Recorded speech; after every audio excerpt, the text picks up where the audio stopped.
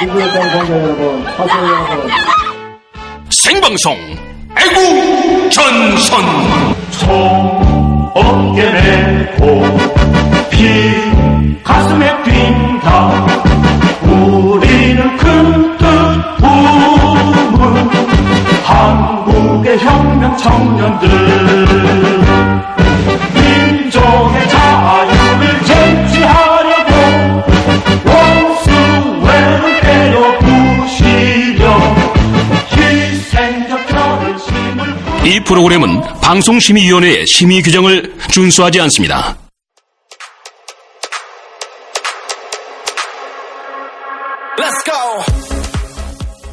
쇠고기 100세트 완판에 빛나는 애전 홈쇼핑에서 깊어가는 가을을 맞아 애청자 여러분들께 제주산 감자 100세트를 한정 판매합니다.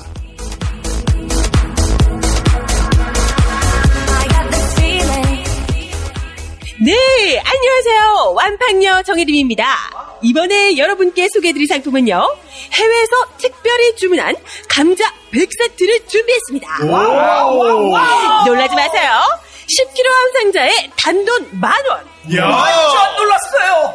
택배비까지 14,000원에 여러분의 안방까지 안전하게 모셔다 드립니다. 또 100세트밥 판매하나요? 네, 이번 상품은요, 특별히 바다 건너 마련한 럭셔리 스페셜 포테이토이기 때문에 추가 주문은 어렵습니다. 아이, 그럼 광우병 걱정은 없나요? 물론이죠.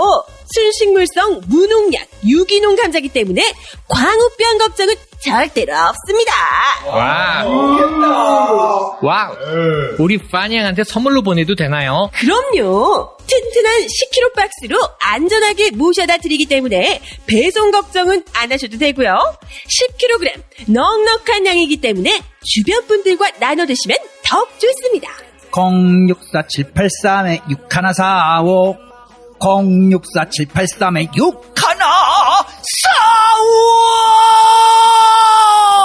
매진 임박. 지금 바로 주문하세요. 오케이. 에로 감자.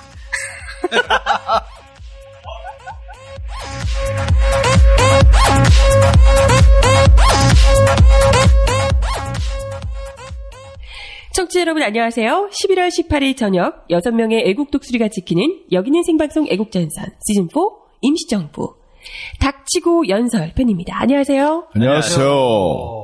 네. 오랜만에 또 품격 있는 방송이 될 것 같아요. 과연? 지금 저는 걱정돼요. 두 분이나 빠진 가운데. 미남자 두 명이 빠졌네. 뭘 걱정할 게 있어. 이번 기회에 개편을 하자고요. 그렇죠. 겨울철 개편. 제가 그동안 계속 제기를 해오지 않았습니까? 이 변태가 없는 건전한 방송 가야 된다, 우리가. 근데 그건 그런데 PD님이 안 계세요. 미남 사칭업자가 없어졌잖아요. PD도 바꿔. 싸그리 바꿔. 나 불안한데. 오하나를 PD로. 오하나? OPD. 꽃보다 할배, 무한도전 이런 PD를 영입하자고요, 우리가. 글쎄 돈을 못 줘가지고 저희가. 에휴, 그냥 말 잘하면 또 와요. 진짜? 그럼. 일단 데리고 와봐요. 그거 좀 막 던지지 마. 던지지 말까요? 그거 좀 대소리를 던져야지. 그래도 방송. 알겠어. 명색이 방송인데. 네. 오늘 종티 최영일님과 우리 현 기자, 현 PD님께서 현 교수님이라 불러야죠, 이제. 네, 강의를 하셨어요. 강의를 하러 갔어. 다들 잘 나가는 것 같은데? 강의를 하러 간 건지, 구라를 풀러 간 건지. 뭐 나만 이래? 나만 다치고?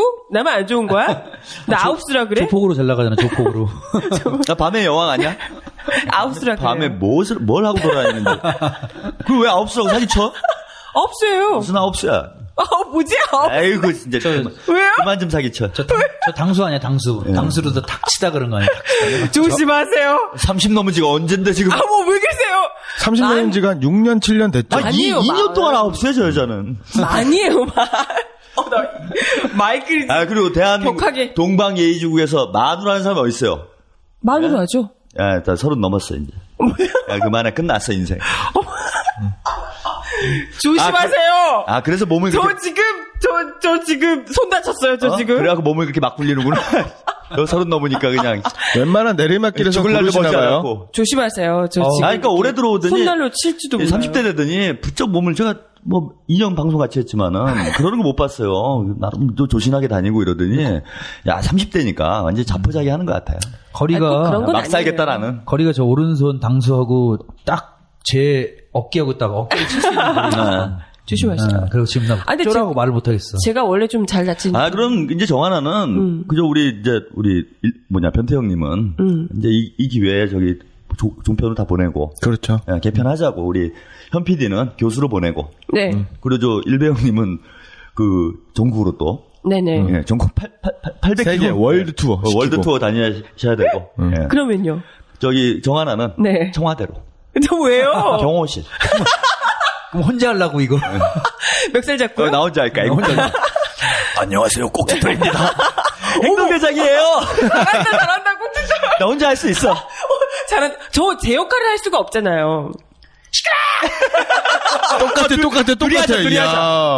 아, 그거 한번 해보세요. 청취자 여러분, 안녕하세요. 청취자 여러분 안녕하세요. 안 돼요. 애국요정 그거 이덕희입니다. 말고 추노라버니를 해야죠. 추노라버니 정도 해줘야죠. 안녕하십니까. 춘 오라버니. 오라버니가 나왔네. 이런 거 해야 되죠. 오라버니. 잘하셔. 계란 하나 주세요. 형님, 바로 시즌5 갑시다, 우리 둘이. 추워요. 성냥 사주세요. 아, 정말 이게. 내가 싼 거죠. 여기 우리 닥터 한건 제가 할 수 있어요. 온갖 싼 소리들. 계란이 왔대. 제가 지금 계란이 이 왔어요. 상황을 지켜보니까 독재가 필요한 이유를 알겠네요. 이렇게 막, 중구난방 막 나대니까 독재를 할 수밖에 없을 것 같아요. 그렇다고 멱살을 잡아. 짐이 곧 법이다. 이게 나올 수밖에 없네, 내가. 짐이 곧 법이다. 그럼요. 이거 오늘 네. 참 파란만장한 하루였어요. 그죠. 아침 10시부터 눈도 그냥. 미친 듯이 날리고. 제가 이제 방송하면서 해외 나가실 때마다 웬만하면 나가시지 말아라. 이런 말씀 많이 드렸잖아요. 쪽팔리다. 근데 오늘은 이제 생각이 바뀌었어요. 왜요? 해외에 나가서 계세요. 왜?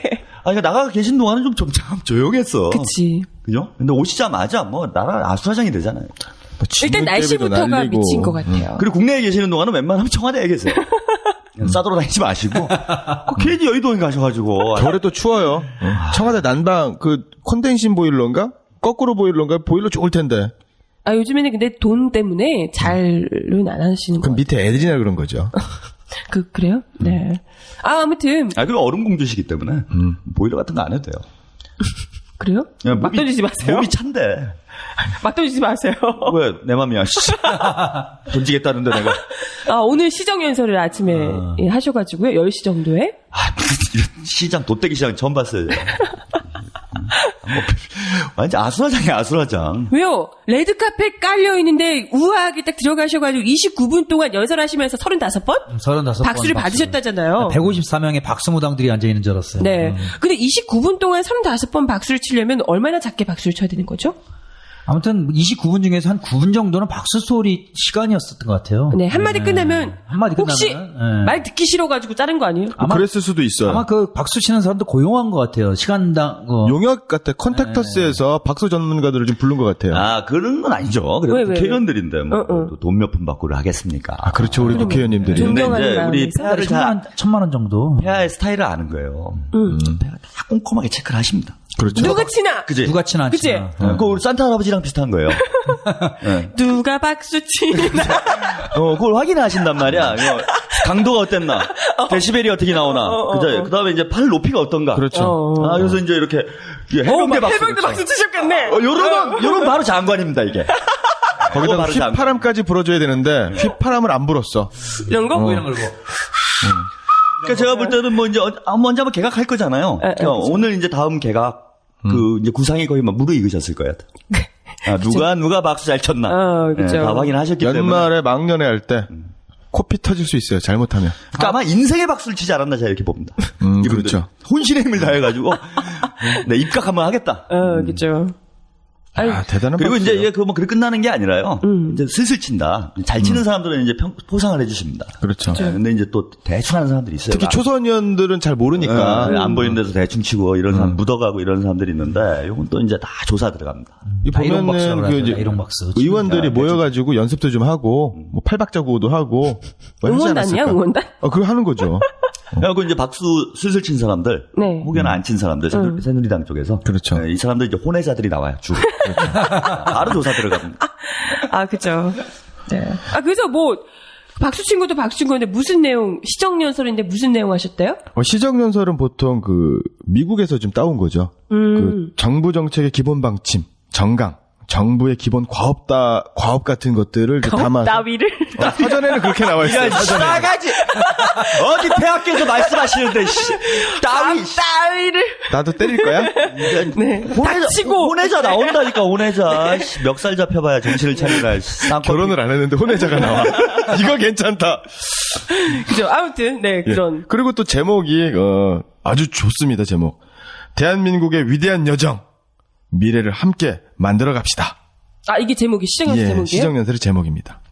뭐 또 창조경제 얘기하셨다 그랬던데. 창조경제 많이 나왔고요. 영국이랑 프랑스에서 보고 오니까 그 나라들이 창조경제를 정말 잘하고 있더라고. 그런가요? 프랑스가 창조경제 한다는 얘기 처음 들어봤는데. 글쎄 잘 모르겠어요. 프랑스 가본 적이 없어가지고. 프랑스가 그랬대죠. 이제 그 장관이 그 미래창조과학부 미창과부. 네, 미창과부 장관이 그 프랑스에서 창조경제의 정체가 뭐냐고 얘기하니까 쩔쩔맸다고 뭔지 몰라가지고 미창가부 장관께서 그러니까 지금 뭐 아마 곧 해임되실 것 같아요. 네. 잘 모르기 때문에 이제 영국이나 프랑스 가서 배워온 거죠. 그러니까 제가 거구나. 그 문제와 관련해서는 방송 때마다 외국 나가실 때마다 제가 누누이 말씀드렸어요. 나가서 싸이 이런 얘기 하지 마라. 이번에 안 하신 거 아닌가? 쪽팔리다. 그러니까 뭐 영국이나 프랑스 이런데 뭐 유럽 쪽에 가면 싸이 같은 이런 뭐 세계적인 뭐 배우들이나 그러니까 예술인들 네네. 세고 셌잖아요. 거기 가서 이제 뭐 싸이 얘기하고 이러면 이제 쪽팔리다라는 거를 제가 보니까 이번에 이제 깨닫고 오신 것 같아. 깨달았다. 거기가 더 잘하는구나 하셨다. 우리보다. 그러니까 이제 거기가 창조경제를 더 잘한다 이렇게 얘기하고 온 거지. 저는 그 창조경제도 문제지만 그 문구를 제가 전문을 다운받아서 봤어요. 읽어봤는데 이런 구절이 있어요. 중소기업과 소상공인 지원. 여기 좀 중요합니다. 농어촌 소득 향상, 수출 역량 강화를 위한 지원을 대폭 늘리고 벤처, 창업 생태계 조성과 고부가가치 서비스 산업 육성 등 미래의 먹을거리 창출을 위한 투자를 확대하겠다. 근데 여기서 농어촌 소득을 향상시키겠다. 라는 말씀을 하시는데 수매가는 안 올려주잖아요, 지금. 벼수매가는. 그렇죠. 그 다음에 FTA는 강화하고, 그 다음에 미래 먹을거리를 창출하겠다. 그래가지고 미래 먹을거리는 뭘 먹을까? 그 농수산물을 얘기하는데 캡슐 같은 거. 몰라요, 저렇게. 미래의 사람들이 안 먹습니다. 다이어트. 네, 안 먹어요. 술만 먹고 살지요. 그래서 제가 미래 먹을거리 창출이 뭔가 하고 인터넷으로 검색을 해봤더니 우리가 생각하는 먹을거리가 농수산물이 아니더라고요. 뭔가요? 미국산 쇠고기? 또 이상한 얘기가 나오는 거예요. 신성장 동력을 발굴해 미래 먹을거리를 창출하고 융합 부품 소재와 뿌리 기술 등 기존 핵심 주력 산업의 기술 실용화를 이루어 지역 산업의 고도화를 이루는 게 미래의 먹을거리 창출이에요. 그러니까 농업하고는 전혀 관계 없는 거예요. 그러니까 그래서 뭘 하겠다니까 그러니까 저도 뭐라고 하기는 모르겠는데 확실한 거는 농사는 아니다. 그 농업을 지키겠다. 내기가 맞으니까 무슨 캡슐 같은 거 국민들한테 먹이려고 이제 이런 얘기를 막 하시더라고요. 약 주는 거예요? 시정연설이라는 게 그러니까 대통령이 그러는 거잖아요. 큰 그림을 그려주는 거예요. 앞으로 이제 우리가 2층 집을 짓자, 뭐 기와집을 짓자 이렇게 그림을 그려주면은 거기에 이제 뭐 목수도 있고 뭐 있잖아 인테리어 하는 사람도 있고 그쵸. 그 미장을 하는 사람도 있고 뭐 여러 그렇죠. 기초 파는 사람도 있고 하는 분들이 있을 거 아니야. 그럼 그걸 보고서 이제 그림 그리는 거예요. 예, 그래갖고 집을 만드는 거지 이제 나중에. 근데 이번 시정연설을 보면은 국가 정책의 기본 방향을 밝혀주면 됩니다. 근데 매우 디테일해요.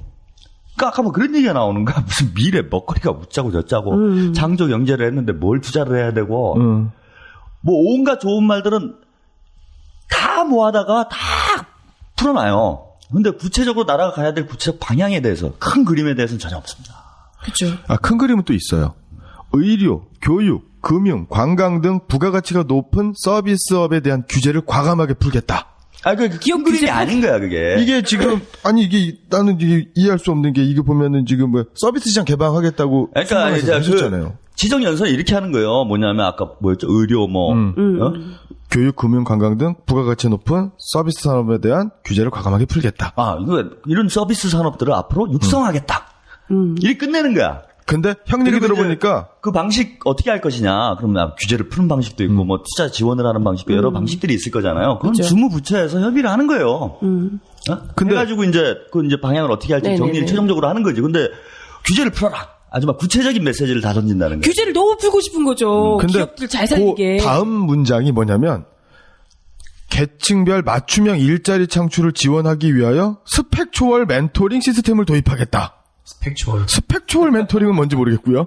그다음에 또 직장 어린이집 확충. 이게 서비스업에 대한 규제를 푸는 거하고 직장 어린이집 확충하는 거하고 여성이 안심하고 일할 수 있는 고용 환경 만드는 거하고 무슨 관계가 있다는 아니 거야? 근데 그런 것보다도요. 안심하고 일하는 데는 뭐 관심이 있어요. 아니 되게 좋은데 예. 좋은 말이에요. 근데 이미 공약하셨던 내용들이잖아요. 공약을 하셨던 내용들인데 여태 1년 동안 안 지키고 계시다가 있던 공약들 다 보육, 무상 보육 이런 거 다 원래 다 그렇죠. 했던 내용이거든요. 네. 분유값도 내주겠다. 이것저것 다 안 지키셨어요. 근데 뭘 그에 대한 이야기 한마디도 없다가 그 뭐 복지할 돈이 없어서 못하겠다라고 계속해서 하셔놓고 그렇다면 어떻게 재정을 확충할 건지 이런 방안들 없이 그냥 또 좋은 얘기만 그냥 하는 거예요. 이게 그렇죠. 이제 문제라는 거죠. 그러니까 어쨌든 어떤 얘기를 하더라도 복지에 대한 얘기를 하려면은 복지란 거는 돈이 있어야 되잖아요. 돈이. 그죠. 그러니까 뭐 어쨌든 지금 이명박 정권, 박근혜 정권 들어가고 계속 하는 것들이 부자들 세금 깎아주는 감세해 주는 것들. 그죠. 그게 소득세 법안이죠. 네, 그렇죠. 그런 법을 계속 추진하다 보면 나라 국간이 비게 되죠. 그죠. 뭘 갖고 매길 거예요? 뭘 가지고? 빚내 갖고 매길 거예요? 외국에서? 아니 그러니까 지금 보면은 아까 저는 요쪽이 잘 지적을 한 부분이라고 보는데 그 선거운동을 하고 있어요 이분이. 대통령이 아닌데, 그러니까 선거 지금 선출이 안 된 거야 이분이. 대통령 아님 계속 그러니까. 컴플렉스가 있는 거야 지금. 그래갖고 지금 보면은요 거의 공약 수준의 얘기들을 합니다. 믿어주세요. 아주 구체적으로 뭐 예를 들면 선거 때 그런 거 하는 거잖아요. 우리 노인들께 20만 원 드릴게요. 뭐 이빨은 공짜로 고쳐주겠습니다. 이건 이제 선거 때 선심성 공약으로 하는 얘기를 시정연설에서 그대로 하고 있다라는 거예요. 그래서 매우 디테일합니다. 그죠. 그리고 뭐 온갖 얘기를 다 해요 보면은. 혹시 지난 대선 때 공약을 그런 걸 했다는 걸 모르시는 거 아닐까요? 아니, 뭐 그럴 가능성도 있죠. 선거를 기억이 안 나는 거지. 아무리 봐도 분위기가 선거를 다시 해야 될 분위기 같으니까 지금 준비를 하나? 다시 대통령 아닌 막 이러니까 지금 미리부터 사전 선거 운동을 하시는 건가요? 그 법에 지금 저촉되는 거예요. 선거법으로 그럼 넣어야 아니죠. 선거법에 저촉이 전혀 안 돼요. 왜? 사전선거운동이라고 하는 건 선거 일시가 공고가 되고 선거 구획이랑 결정이 되는 거예요. 지금 선거 일정 자체가 안 잡혔는데 사전선거운동이라니 말이 안 되죠. 왜 폐하를 음해하려고 그러세요? 선거 일정 잡혔잖아요. 언제? 그냥 던져봤어요. 그리고 또 폐하께서 그 말씀하셨단 말이에요. 그 지방선거 때 5월, 6월달에 지방선거 때 대선에 지방선거에 공정하게 중립 지키겠다고 말씀하셨어요 마지막에. 근데 그 말은 지방선거 때는 공정하게 관권선거 뭐 이런 거 이렇게 개입 없이 하겠다 이 말은 그럼 대선 때는 그렇게 했다는 얘기잖아요. 너무 파헤치고 그러시면 폐하 입장이 뭐가 돼요? 그때 그게 아니고 그게 아니라 그때 공정하게 자기 스스로 안 했다는 걸 느끼고 이번에 어떻게 하면 해보겠다. 그러니까 본인이 인정을 하시고 그렇죠, 앞으로는 안 그러겠다 이 얘기잖아요. 그렇죠. 네, 그렇게 또 인정을 하시면 책임을 져야 되는. 자꾸 삐딱하게 본다 또. 근데 그것도 그렇지만요. 사실 시정연설에서 많이들 기대는 안 하셨지만 그래도 혹여나 이런 이야기 좀 하지 않을까 싶었던 게 또 대선 개입건과 관련해서도 그렇고 또 뭐 지금 뭐 내라는 뭐 건도 있고 NLL 건도 있고 이것저것 많잖아요. 이런 거에 대해서는 이야기 없었어요? 말씀 있었죠. 뭐라고 하셨나요? 궁금하네. 예, 말씀 있었습니다. 또 똑같이 책임자를 처벌하고 똑같이 그런 얘기 하셨나요? 저기 국회에서 알아서 하라고 그랬잖아요. 이런 말씀을 하셨습니다. 이제는 대립과 갈등을 끝내고 정부의 의지와 사법부의 판단을 믿고 기다려 주실 것을 호소드립니다. 라고 말씀하셨어요. 법원에 있는 이제 판사들, 재판관들한테 니네들 알아서 잘해야 이런 얘기인가요? 잘해봐. 알아서 기어라. 뭐 이런 수도 있고. 그러니까 이번 시정연설에 지금 전국에 이제 초점이 두 가지잖아요. 그러니까 민주당 쪽에서는 이제 특검. 네. 뭐 특검에 플러스 몇 가지가 있어요. 국정원 개혁 문제, 국정원 특위 만드는 문제하고. 그다음에 이제 민생 공약들 지금 공약 얘기 아까 나왔는데 복지 공약 자기가 약속한 거니까 지켜라 이 세 가지가 이제 요구 사항이에요. 근데 거기에 걸려 있는 게 이제 예산안이죠. 오늘 시정연설을 하게 되는 이제 배경 중에 핵심도 이겁니다. 당장 예산안 처리하지면 안 될 상황. 그렇죠. 지금 연말이 한참 싸워야 국회 선진화법 이거 참 새누리당의 유일한 업적이에요. 제가 볼 때는. 이걸 만들어준 것만으로도 민주화에 큰 기여를 했다 내가. 그거 근데 다시 또 이제 개정하시려고 그러잖아요. 그건 뭐 알바 아니고 일단 자기들이 만들었으니까 할 일이 아니고. 예. 네. 그래서 이제 선진화법 문제 때문에 이 예산안 처리가 안 될 수가 있습니다. 국회 선진화법. 예, 예산안 처리 안 되면 이제 뭐 내년 아수라장 되는 거죠. 그렇죠. 올 10월달에 미국 정부 셧다운 있었잖아요. 정부 폐쇄. 거기도 이제 예산안 문제 가지고 공방을 벌이다가 결국 그쵸. 정부 폐쇄까지 가버리는 이런 상황이 된 건데 한국판 지금 셧다운이 올 수 있는 상황이에요. 예, 그리고 또 이제 민주당이 지금 상당히 지금 격앙돼 있잖아요. 그죠. 지금 뭐 계속 건드리고 있기 때문에. 계속 뭐 좀 쏟아져 나오고 이게 처음에 국정원으로 시작했다가 이제는 뭐 국정원 문제가 아니잖아. 네. 얼마나 억울하면 코피를 흘리게 했어요. 예, 국정원 문제가 아니라 이제 뭐 국가기관들이 총동원되고 네. 다 참여 뭐 다 개입된 이런 그쵸. 부정선거라는 게 드러나고 있는데 대통령 묵묵부답이고.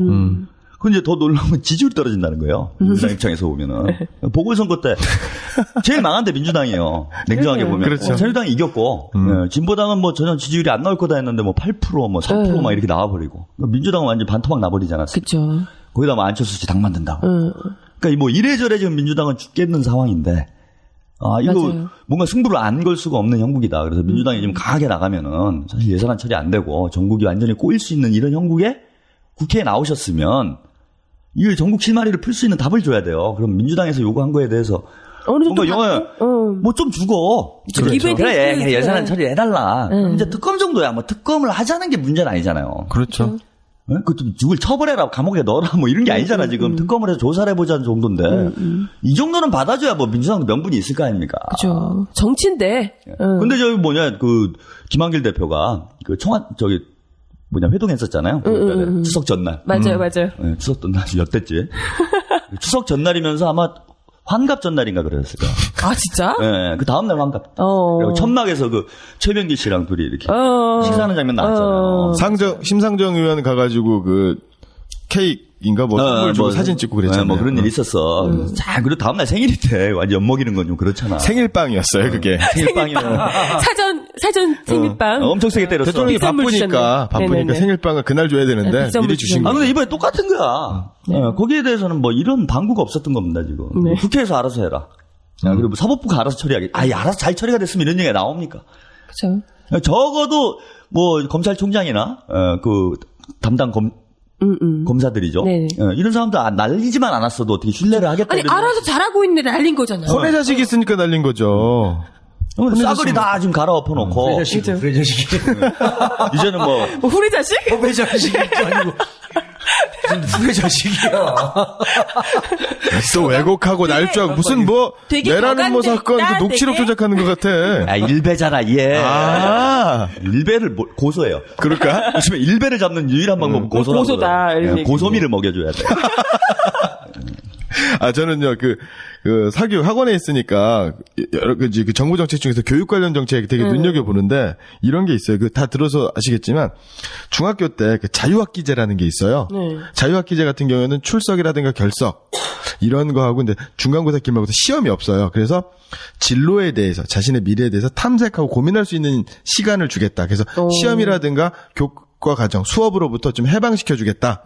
이런 게 하나가 있고, 또 하나는 뭐냐면, 학교 내 돌봄 서비스. 그러니까 맞벌이 부부들이 많으니까 편부모 가족이라든가 네. 이런 경우에는 아이들이 이제 있을 데가 없으니까 학교에서 방과 후라든가 이런 프로그램들 다양하게 해서 취지는 되게 좋죠. 그죠, 그죠. 근데 이게 어떤 문제가 있냐면 자유학기제는 이제 뭐 출석이라든가 그 시험을 안 보기 때문에 내신 성적이라든가 이런 데 안 들어가요. 중학교 같은 경우에는 고등학교 입시보다 중학교 입시가 더 중요한 게 뭐냐면 중학교에서 고등학교 갈 때 외고라든가 특목고에 가게 되면 그 친구들은 어지간하면 다 좋은 대학, 그렇죠. 인류대학에 간단 말이야. 그러니까 중학교 내신이 되게 중요해. 근데 있는 집 자식들은 여유가 되는 집 자식들 애들도 해외여행도 보내주고 뭐 어학연수도 보내고 이러면 한 학기 1년 정도가 붕 뜨잖아요. 그럼 내신을 만회할 수가 없어. 그때 시험을 보게 되면. 근데 또 1년을 꿇어야 되거나. 그러니까 그런 사람들을 위한 그 자유학기제를 만든 거 아니냐라는 판단이 들고 그다음 또 학교 내 돌봄 서비스를 강화한다. 이런 말이 있잖아요. 돌봄 서비스는 봐봐요. 옛날에 왜 학교 다닐 때 기억해보면 알겠지만 점심 먹고 나면 언제 끝나지 몇 시 끝나지 몇 분 남았다 이랬잖아.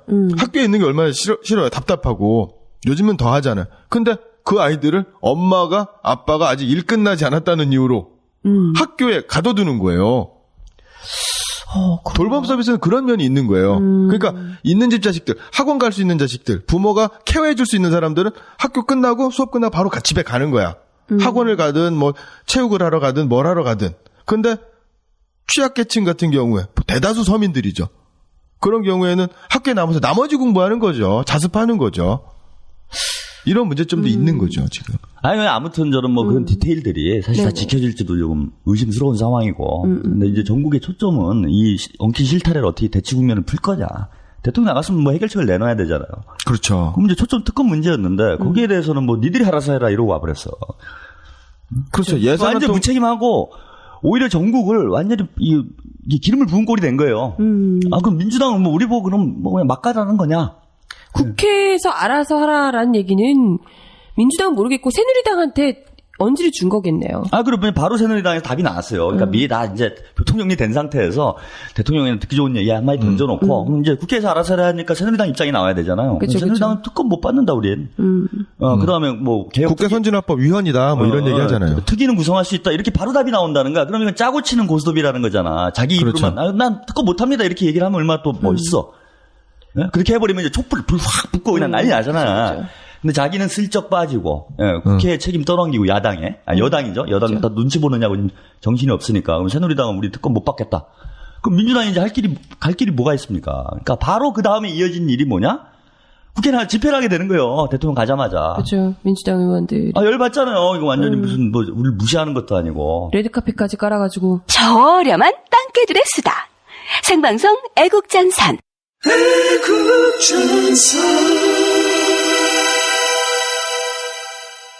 솔직히 이번에 무슨 뭐 충돌 사태가 벌어지지 않겠냐 막 이런 우려들이 많았어요. 근데 뭐 민주당에서 미리 그 전에는 이제 예우도 해주겠다 뭐 이런 이제 얘기도 있었고요. 아, 특히 이제 뭐 민주당도 민주당이지만 저는 좀 기대를 했어요, 이번. 네.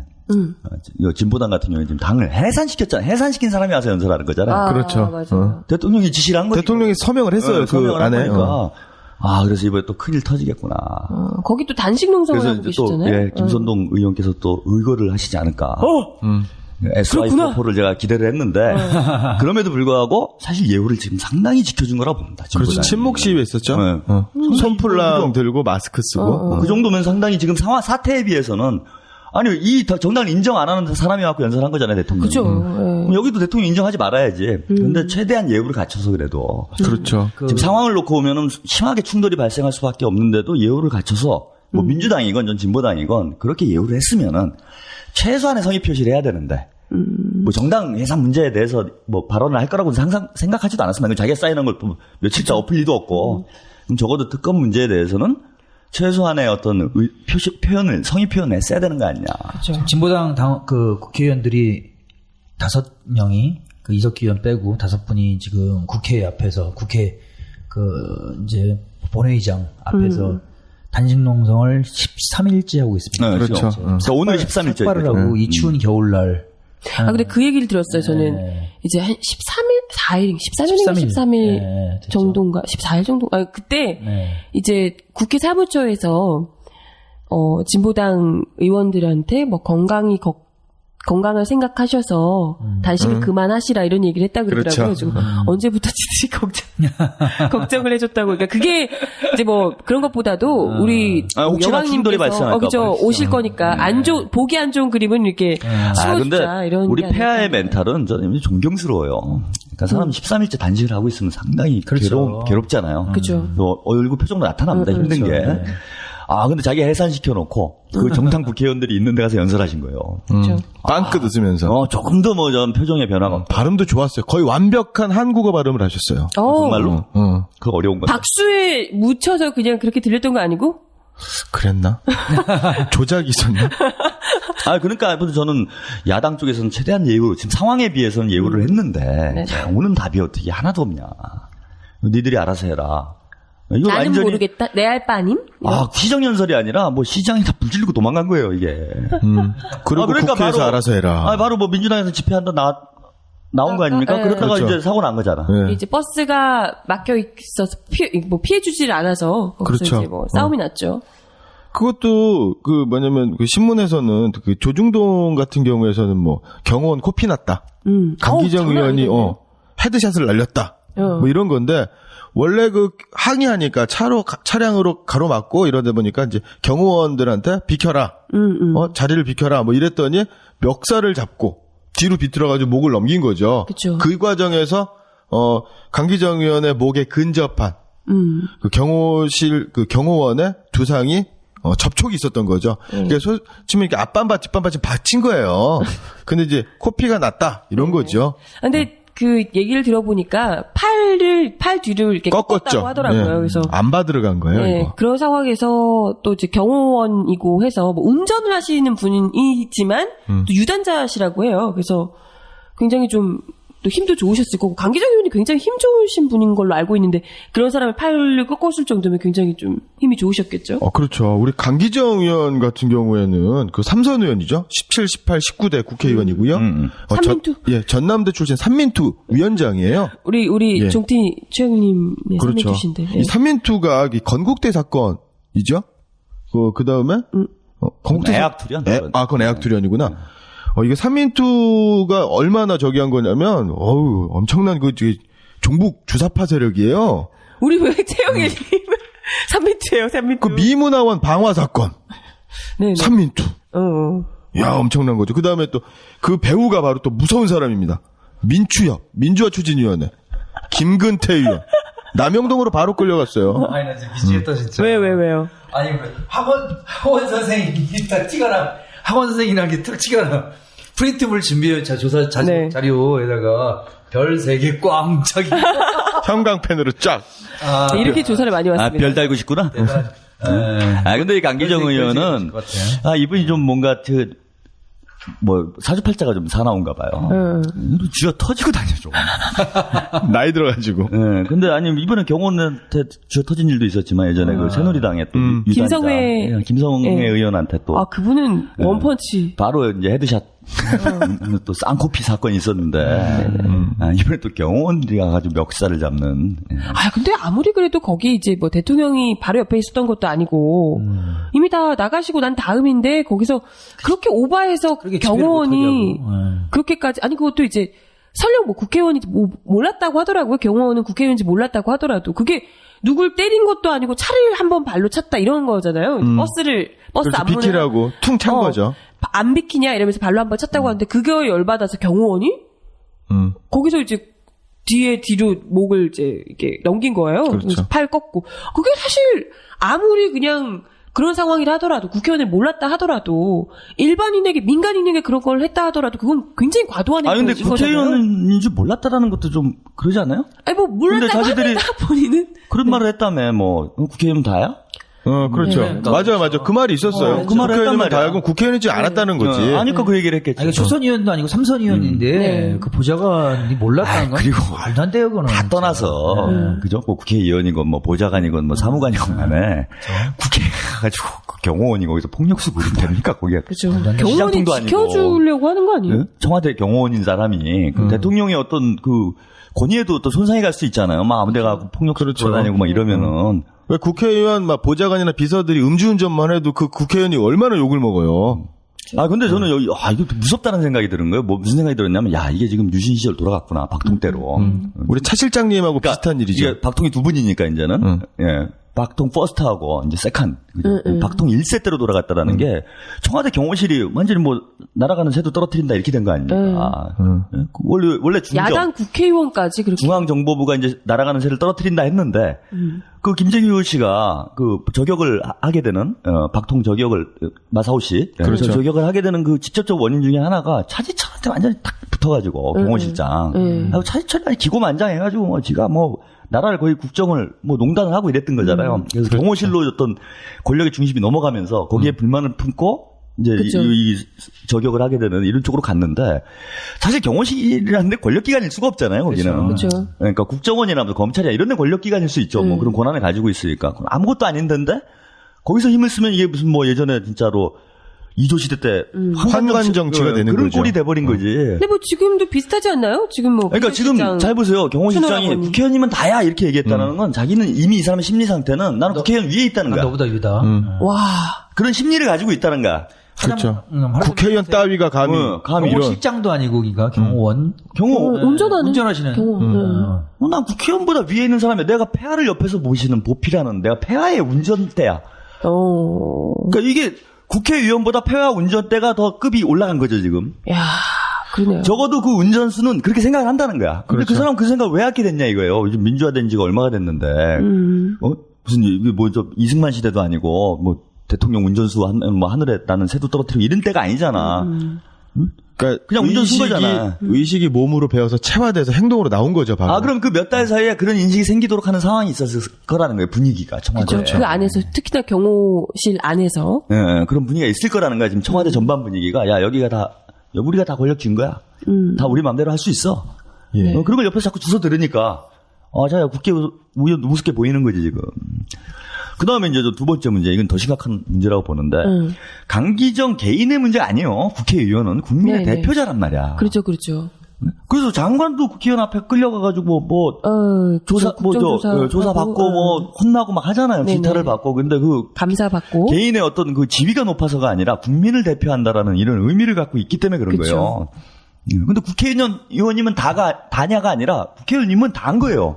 국민의 대표인데. 네네. 제일 높은 기관이란 말이야. 이 국회가 네, 뭐 상권 분립이라고 하지만 엄밀하게 얘기하면 국회가 제일 높은 기관입니다. 그리고 국정연설할 때 박근혜 대통령이 박근혜 씨가 뭐라고 그랬냐면 민의의 정당에서 국회의원 만나서 좋다. 그래서 여야가 합의해서 민주주의 지켜줬으면 좋겠다라고 했는데 자기가 또는 자기의 경호원이 민주주의를 훼손한 거죠. 민의의 전당에서 민의를 대변하는 국민의 대표자를 폭행 그리고 차 좀 찌그러지면 어때?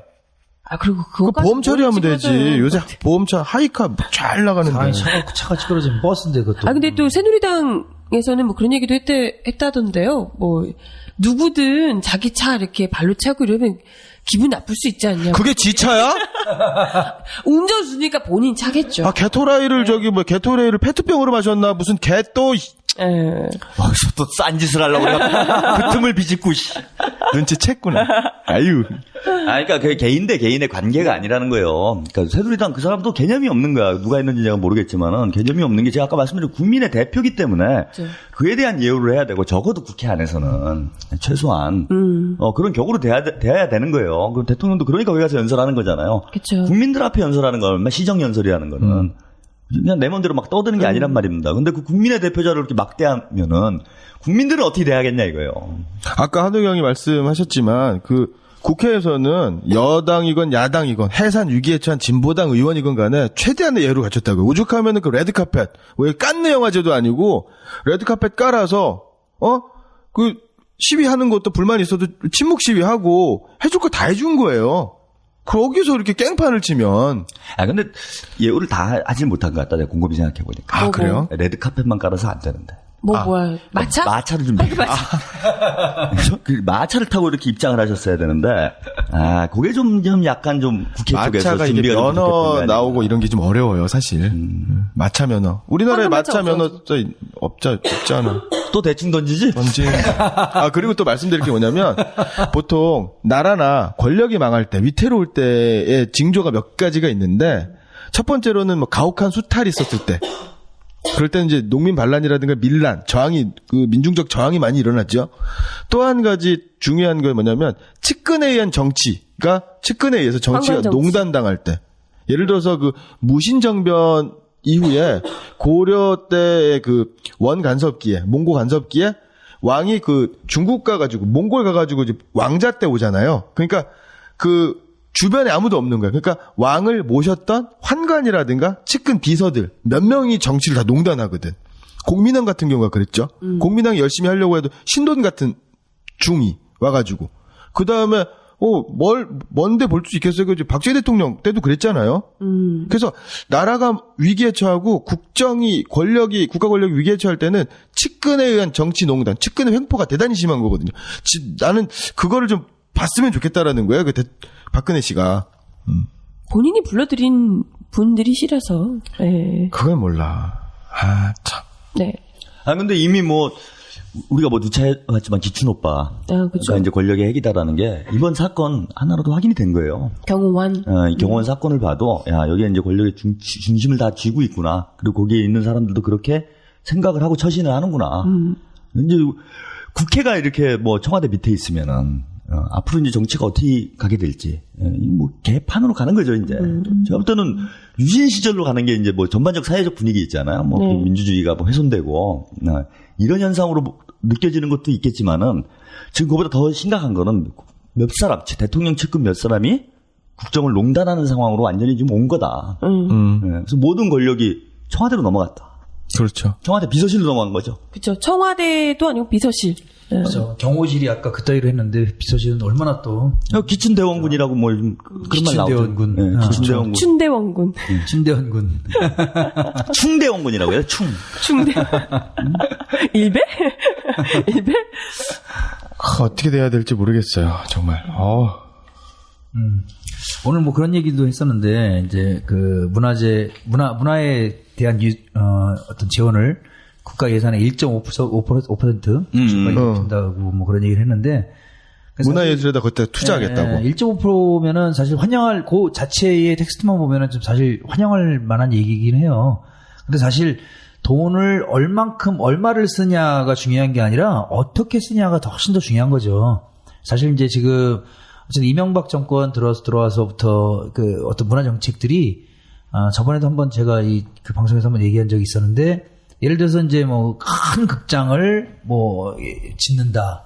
뭐 예를 들어서 큰 오페라라든지 큰 뮤지컬을 섭외를 한다. 뭐 이런 게 사실 문화를 살리는 건 아니라고 생각해요. 사실 문화라는 것이 동네 곳곳마다 조그만 마을 극장이 생기고 그 마을 극장에 그래서 올려지는 작품들이 뭐 전문가들이 올리는 작품들도 있지만은 그 동네마다 어르신들의 아니면은 청년들의 문화 동아리 이런 것들을 육성을 하고 거기서 공연을 할 수 있게 만들고 또 하나 이거 문화란 것은 그냥 철저히 독립적인 것이 아니라 좀 아까 강 선생님 교육에 대한 얘기했는데 교육하고 철저히 결부가 돼 있어요. 그러니까 뭐냐면은 아무리 좋은 연극을 하고 아무리 좋은 영화를 하더라도 이거에 대한 소양이 없으면은 사실은 이런 문화를 즐길 수 없어요. 제대로 다 평가를 할 수 없고 보러 가지는 않아요. 특히나 연극 같은 경우에는 완전 지금 고사 위기인데, 어떤 게 마련돼야 되냐면 어렸을 때부터 학교에서부터 이런 것들을 즐길 수 있고 향유할 수 있도록, 어떤 철저한 교육 시스템에 의해서, 이런 어떤 즐길 수 있는 어떤 능력들이 만들어져야 된다. 그래야죠. 네, 뭐 그래야 되는데 지금 사실은 뭐 계속 얘기하는 우리 폐학께서 계속 얘기하는 것들이 뭐 싸이가 어떻고 뭐 무슨 연예인이 어떻고 이런 거는 사실 상업예술은 사실 가만히 둬도 잘 클 수가 있어요. 누가 이렇게 뭐 지켜주지 않고 하더라도 정말 잘 클 수가 있어요. 문제는 그런 상업예술, 대중예술이 아니라 정말 순수예술이거든요, 진짜. 순수예술을 학생들에게 순수예술 알려줘봐요, 보여줘봐요. 판소리 보여줘봐요. 예. 뭐, 정말 전통 연극 보여줘봐요. 아이들 다 자요, 자. 왜 그러냐면 저런 거는 재미없는 예술이고, 우리가 봐봤자, 아무런 감흥도 없는 예술이다. 이런 거는 어디 동네에서 우리가 곳곳에서 볼 수 있는 예술이 아니라 소수 매니아층만 보는 예술이다라고 생각해서 안 보는 거거든요. 그렇죠. 인간 문화재들이 할 수 있는 거. 그렇죠. 그렇기 때문에 우리 좀 아까 얘기했듯이 곳곳마다 동네마다 극장도 설치하고 조그만 극장 설치하고 동아리들도 만들고 교육에서 학교에서 그런 것들을 가르치고 이러지 않으면은 우리 문화가 살아나지 못해요. 그러니까 공학이 살아나려면은 공학이 자체가 살 수 있는 게 아니라 우리 수학이라든지 물리학이라든지 화학이라든지 이런 근본적인 기초과학이 살아야지 되듯이 예술도 마찬가지. 기초예술이 살아야죠. 그러니까 1.5%라는 거는 숫자로다가 1.5% 딱 던져놓는다는 거는 정말 무책임한 얘기예요. 이거는 제도 밑바닥부터 긁어내고 새로 바꿔야 됩니다. 그러니까 창조경제를 많이 강조를 하시고 창조경제라는 게 사실 핵심이 계속 싸이 얘기하시니까 문화 콘텐츠 얘기하시고 그럼 문화 산업을 육성하겠다 이렇게 이제 구상을 가지고 있는 건데 이것이 박근혜 정부의 핵심 정책인 거잖아요. 근데 막상 뜯어보면은 문화 산업을 육성하기 위한 혹은 예술을 발전시키기 위한 이런 구체적 대책 거의 없어요. 없죠. 그리고 뭐 그냥 예산안만 뚝 던져놓은 꼴이 되는 거지. 오늘 좀 얘기한 게 뭐 예술인 복지법 이런 얘기도 했었어요. 근데 예술인 복지재단이 실제로 있고요. 뭐 이런 사업들을 지금 안 하고 있는 건 아니에요. 근데 그런 것들에 대한 뭐 경쟁력 이런 것들이 상당하거든요. 뭐 예를 들어서 누구나 거기에 지원을 하면은 누구나 돈을 받고 뭐 복지기금 받을 수 있는 것이 아니라 어느 정도 일정 정도 활동을 하고 뭐 이런 사람들이 다 모여서도 적어도 5대1, 10대1 경쟁률을 뚫어야지 되는 거예요. 예. 그렇죠. 예. 그렇기 때문에 그러니까 이런 것들은 사실은 최고은 씨가 있었는데 최고은 씨 잘 아시다시피 작가 방송 작가 굶주려가지고 자기네 그 자취방 앞에다가 제발 김치하고 쌀 좀 주세요. 찬밥 한 덩이만 좀 던져줘라 뭐 이렇게 써놓고 누구나 다 지금 최고은이라고 보면 돼요. 예술인들은 10명 중에서 9명, 8명, 9명은 그렇죠. 그냥 최고은이에요. 그러면 10명 중에 그 8명, 9명 중에서 한두 명만 구제하고 나머지는 그냥 최고은으로 살라 이거예요? 이건 아니라고 봐요. 예. 그래서 어쨌든 좀 예술이 살려면은 기본적으로다가 그래서 그 예술인 복지법이 아니라 진짜 최고원법을 만들어가지고 우리가 정말 예술인들은 기본적으로다가 예술을 하는 사람들은 누구나 기본적으로다가 삶을 영위할 경제적인 삶을 영위할 수 있도록 해줘야죠. 1.5%를 갖다가 큰 오페라 극장이나 짓고 큰 뭐 이렇게 뮤지컬 불러봤자 소용없는 거예요. 그 오페라 극장이 오페라를 만드는 게 아니잖아요. 예술인들이 오페라를 만드는 건데. 맞아요. 바로 문화 콘텐츠를 만들어낼 수 있는 생산자들에게 투자를 해야 되는데 뭐 그런 계획은 전혀 보이질 않고. 그러니까 그런 얘기를 하는 뜬구름 잡고 있는 거지 지금. 그러니까 뭐 싸이의 예를 들면서 싸이가 노래 하나로 창조적인 노래 하나로 세계를 제패하지 않았느냐, 한류 열풍을 만들지 않았느냐, 그렇게 가야 된다라고. 그러면 그런 걸 만들 수 있는, 공연할 수 있는 뭐 큰 공연장을 만들어주겠다가 아니라, 지금 박근혜 씨는 이제 그런 얘기를 하는 건데 그런 게 아니라, 그러한 예술인들이 마음 놓고 창작할 수 있는 그런 상황을 만들어야 되는 거거든요. 근데 그런 것들은 아니고 지금 보면은 뭐냐면 개발 독재식의 60년대 70년대 그러니까 높은 빌딩 짓고 많은 재단 만들고 거기다 재단에다 투자하고 그러면 뭐 뻔하게 그 선심성 예산, 낭비성 예산 왜 12월 달에 보도블록 다 깔잖아요. 그런 식으로 재정이 낭비가 되는 거죠. 그러면은 안 되는 거고. 그러니까 좀 디테일하게 저는 그래서 이 정부가 주어진 예산을 뭐 새로 뭘 하겠다가 아니라 있는 법 안에서 이러한 것들 어떻게 좀 디테일하고 좀 구현해낼 수 있는 방법 근데 그 방법도 문제지만은 이거 지금 뭐 여러 가지 그냥 막 내던지셨잖아요. 그렇죠. 그냥 막 던진 거 좋은 말은 다 갖다 모아놨어. 그러니까 어려운 말 막 쓰고 보면은 이제 아까 제가 서두에 말씀드렸지만은 전국의 핵심적인 문제에 대해서 몇 줄 안 됩니다. 그렇죠. 지금 대선 문제, 구렁이 담 넘어가도 그냥 푹푹 한두 줄 해놓고 그냥 딱 끝나고 대부분은 내가 뭐 하겠다 이거를 거의 한 20분 정도로 이렇게 나열을 하셨어. 아주 구체적인 것들이. 근데 닥터왕 얘기하신 것처럼 구체적으로 예산이 있어야 돼. 돈이 있어야 될 거 아니에요. 근데 지금 돈이 없는 상태란 말이야. 그래갖고 기초 노령임금도 백지화 돼버린 거잖아요. 되고. 자기 핵심 공약이었는데도. 그러니까 이제 말만 이렇게 번들을 하지 실제 이걸 집행할 수 있는 국가적 어떤 재정적 뒷받침이 있는가? 좀 없다라는 겁니다. 실제로 대안도 없고. 실제로 내년부터는요, 그 무상급식 하는 거, 그 경기도가 무상급식이잖아요. 경기도 같은 경우에는 무상급식 예산 자체가 경기도 예산 자체에서 삭제됐어요. 800억 정도가 줄었단 말이야. 그럼 800억이 그러니까 애들이 이제 밥 굶는 사태가 내년 신학기부터는 올해까지 예산이 잡혀있으니까 하는데 내년부터 애들 밥 굶는 일이 실제로 나타난다니까요. 그러면 이제 증세를 하든지 이렇게 해야 되는데 증세 계획은 없고. 지금 이제 나오는 얘기는 그러니까 범칙금만 금방 벌면 6만 원 이렇게. 제 경험에 의해서 뭐 예술에 대한 얘기를 좀 한 가지 더 하자면은 참 재밌는 게 있어요. 그러니까 지자체장 중에서 새누리당 출신의 지자체장 거친데 예를 들어서 뭐 경상도 쪽에 그런 데가 많죠. 극장이 보통 1000석 규모. 뭐 이렇게 돼요. 중소도시에 정말 좋아요. 중소도시도 아니고 인구 10만이 간 넘는 도시. 그리고 웃긴 게 저희가 이제 그 공연을 가지고 가면은 나름 뭐 저희 극단 유명 극단입니다. 그래서 저희가 가면은 그 극단 그 1000석 정도 되는 800석에서 1000석 정도 되는 극장이 한 700석 정도가 찬 적이 있어요 한번. 근데 무대 감독이 놀래더라고요. 극장을 짓고서 4년 되는데 이런 적이 처음이라고. 700석 정도 찬. 그렇죠. 그러니까 항상 만들어 놓고서 반도 안 찬대요, 이게. 큰 행사를 하더라도 그러니까 그게 예를 들어서 이제 그 천석을 지려면은 그만큼 수요 예측을 하고서 이만큼 정도가 돼야지 이 정도 천석이 좀 차겠다라고 해야지 천석 극장을 만드는 거지 왜 천석을 만들어요 그거를. 그렇죠. 그러니까 그게 뭐냐면은 새누리당 그 지역의 이제 뭐 시장이라든지 뭐 국회의원이라든지 그냥 선심성이에요 그냥 선심성. 반면에 민주당이라든지 뭐 이런 뭐 다른 지역 다른 정당의 국회의원들이 하는 곳은 있었던 곳은 그렇게 안 됐어요. 정말 그 전라남도 쪽에 호남 쪽 가면은 호남 쪽 극장 가면은 극점이 너무 열악해요. 근데 극장 너무 열악한데 그 극장에 가면 기본적으로 있어야 될 인원들이 있어요. 뭐냐면 세 명인데 무대 감독, 조명 감독, 음향 감독이 있어야 돼요. 기본 스텝. 네, 기본 스텝이에요, 그게. 근데 이분들이 너무 열심히 우리를 도와주는 거예요, 가면은. 예, 너무 열심히 잘해주시고. 근데 이제 좀 아까 얘기했듯이 이제 중소도시, 경상도 쪽의 중소도시에 가면은 이제 감독님들이 이제 세 분이 다 안 있어요. 보통 극장에 그 무대 감독이 음향이라든지 조명이랑 같이 맡아버리고 사실 이건 분야가 다른데, 예, 전혀 공연이 없으니까. 예, 공연이 없으니까 이거 안 굴러가니까 괜히 노는 거예요, 놀리는 거예요. 구조조정할 때 1순위 되고 예, 그래서. 예, 그렇죠. 이거 좀 말도 안 되는 상황이다.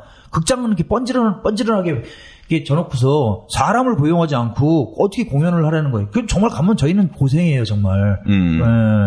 그래서 이거는 좀 이런 좀 아까 제가 얘기했던 것과 좀 연장선상의 논리인데 극장 크게 질 필요 없어요, 정말. 극장은 딱 그 동네에 딱 적합하게만 지으면 되고 사람한테 투자해야 된다. 좀 아까 배우들도 마찬가지고 연출하는 사람들도 마찬가지지만은 무대 감독, 이 스태프들, 음향 감독 이런 스태프들도 한테 고용해갖고 극장을 어떻게 더 발전시키고 어떻게 이렇게 가지고 나갈 것인가 이런 거에 대해 고민을 해야 된다라고 생각해요. 그 1.5%가. 예. 그러니까 오늘 참 국회 풍경을 보면은 참 안쓰러운 뭐 시정연설 1년마다 한 번씩 하시겠다고 그랬더라고요. 그렇죠. 약속했어요. 예, 계속 하겠다고. 매년 하겠다. 왜 그러시는지 모르겠어요. 그냥 놔두지 좀. 근데 보면은 민주당 쪽 국회의원들, 뭐 야당 쪽이죠. 진보당도 마찬가지고 뭐 다 박수를 안 칩니다.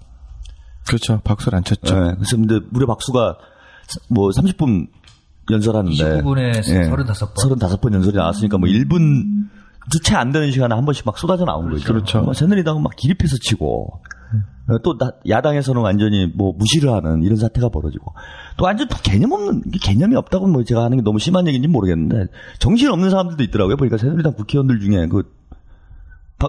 폐하께서 이렇게 입장을 하시니까 휴대폰으로 사진 찍고 있어. 연예인 왔어? 김진태? 뭐 하는 짓입니까, 지금? 적어도 사람이, 저런 게 참, 우리 대한민국이 완전히 양국화되는구나, 지금. 국회 상황을 보면 그게 느껴진 게요. 저기서 그래도 동료 국회의원인데 아무리 해산이 되고 무슨 뭐 내라는 뭐가 있고 어쨌건 간에 뭐 법적 결론 안 나 상황이잖아요. 그리고 실제로 문제가 있다 쳐도, 십몇일씩 단식을 하고 있고, 삭발을 하고 있고, 그래서 침묵 시위를 하고 있는데, 거기서 사진 찍고 이러고 싶습니까, 그게? 최소한 사람에 대한 예의라는 게 있잖아. 거기에도 나 같은 사람이 있는 거예요, 지금. 개념 없는 아무 생각 없는 거예요, 아무 생각. 그런 사람들은 스마트폰을 뺏어야 돼요. 그 투지폰 같은 거 주고. 그리고 국회에 스마트폰 이제 진짜 그거 해야 돼. 국회 사무처에서 이거 와이파이도 안 되게 하고. 법을 규정을 만들어야 되고. 출근할 때 휴대폰 학생들 그렇게 한다며. 저희 학원에서 그래요. 시험 기간에 핸드폰 돼.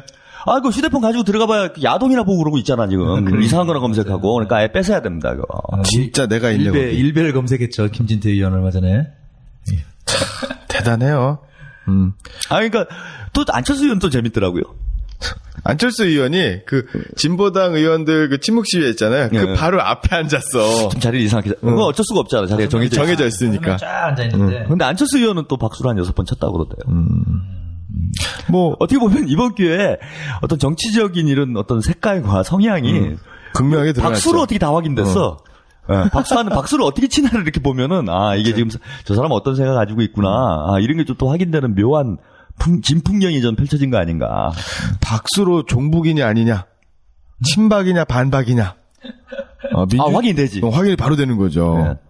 그래갖고 나중에 한번요, 아마 지금 청와대에서 분석 작업이 들어갔을 거예요. 그렇죠. 동영상. CCTV 확인하고. 네, 해가지고 누가 박수를 어떤 각도로 쳤고, 그렇죠. 팔 높이는 어땠고. 그래서 이게 친박이냐, 친이냐. 박수 소리의 데시벨도 확인해가지고, A급, B급, C급, 한 5등급으로 나눠서 연말 시상식 하지 않을까. 상 타고 싶다 나도. 이상한 말로. 네, 오늘 닥치고 연설 편을 함께 하셨는데요. 그래서 닭을 친다는 거예요? 닭이 친다는 거예요? 일단 닭이 쳤죠. 상황은. 선빵? 네, 선빵 닭의 먼저. 선빵. 네, 닭의 코피는 경호원이 흘렸죠. 네. 경호원이 자기 코를 때린 거 아니에요? 자해공갈장인가? 그쪽이 또 자해공갈로 또 호흡이다가. 또 그쪽에 또 어둠의 세계에서 이렇게 자공단이라고 하죠, 전문적으로. 보험사기단. 아무튼 닥치고 연설편 함께 하셨는데요. 여왕님께서 민주주의의 산 역사인 국가 프랑스, 영국, 유럽에 또 가서 배우신 게 민주주의가 아니라 이 여왕으로서의 권위, 권력욕 이런 것밖에는 없나 봐요. 더러운 정치는 직접 입에 담지 않고 레드카펫 위에서 우아하게 30초마다 한 번씩 해병대 박수 받으시면서 본인이 직접 써온 것이 아닐지 모르겠지만 어쨌든 본인이 준비한 뻔한 대본만 또박또박 읽으시면 그뿐이라고 그렇게 생각을 하시는 모양입니다. 하지만 중요한 건 대한민국의 정치 현실이 그 식상하게 그지없는 29분간의 연설이 아니라 쇼가 다 끝나고 난 뒤인 국회의장 앞에서 벌어지고 있다는 겁니다. 국민의 대표인 국회의원의 목을 죄며 국회의원이면 다냐라고 협박하는 대통령 경호원. 과연 응답하라 1970이 아닐까 생각을 하는데요. 국민 위에 짓밟고 선 정권, 최측근들의 국정농단에 휘둘리는 정권, 역사가 증명하듯 단 한 번도 이런 정권이 해피엔딩이었던 적이 없습니다. 진정 대통령으로서의 예우를 바라신다면 이제 여왕 코스프레는 그만하시고 아첨쟁이들의 박수소리가 아닌 국민의 목소리에 귀 기울이셔야 할 겁니다. 끓어오르는 국민의 분노처럼 폭풍 같은 첫눈이 몰아쳤던 11월 18일 저녁 6명의 애국 독수리가 지키는 여기는 생방송 애국전선. 오빠들 국민의 목이 졸리고 짓밟히는데 지금 잠이 와요?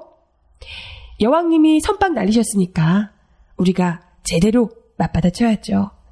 눈폭풍이 오고 서리가 내려도 답은 촛불밖에 없습니다. 우리 촛불 들어요. 감사합니다. 선빵 맞으면 깨갱해야지. 깨갱. 두 번. 번째 쓰리강냉이. 수고하셨습니다. 제가 드릴게요. 하다 이맘때쯤이면 지나간 일에 대한 반성도 해보고 또 좋았던 일에 대한 그 감회도 깊어지곤 하죠. 네. 기어선 신학대학 1학년 이정석 군은 한 해를 보내면서 아쉬웠던 그런 일들과 지나간 추억을 그리면서 이 노래를 작곡했다고 하는데 과연 어떤 곡이 될지 궁금합니다. 자, 이정석 군 자리해 주시기 바랍니다. 네. 자, 참가번호 8번입니다. 네.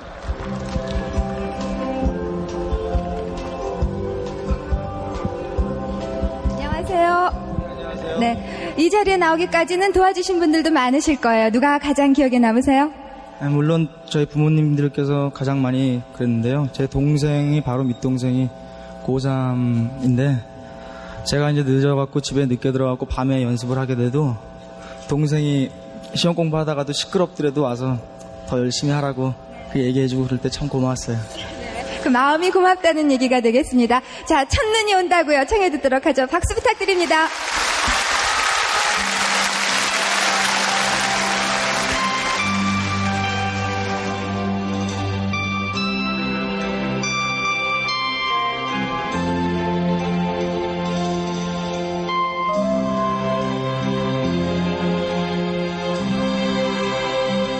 슬퍼하지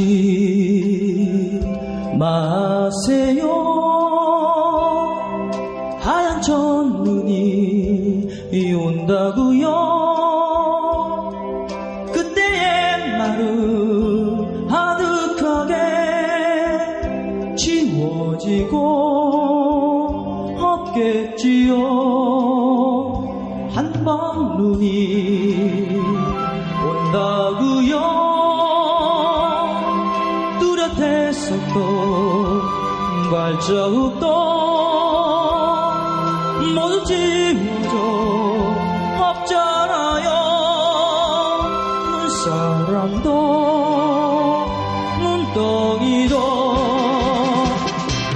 아슬아슬 사라진 길 너무도 그리워 너무도 그리워 옛날 포근한 추억이 거드름 녹이다 눈시울 적시네 슬퍼하지 마세요 하얀 첫눈이 온다고요 그리운 사람 올 것 같아 문을 열고 내가 보내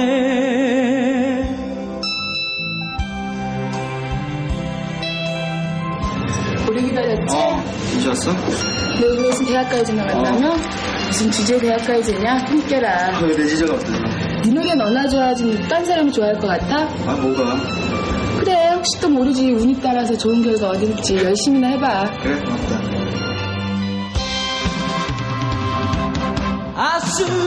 아스라기 사라진 기억들 너무도 그리워 너무도 그리워 옛날 내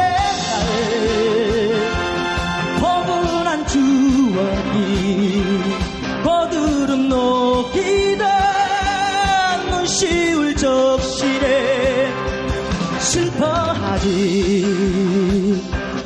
말아요 하얀 첫눈이 온다고요 그리운 사람 올 것 같아 문을 열고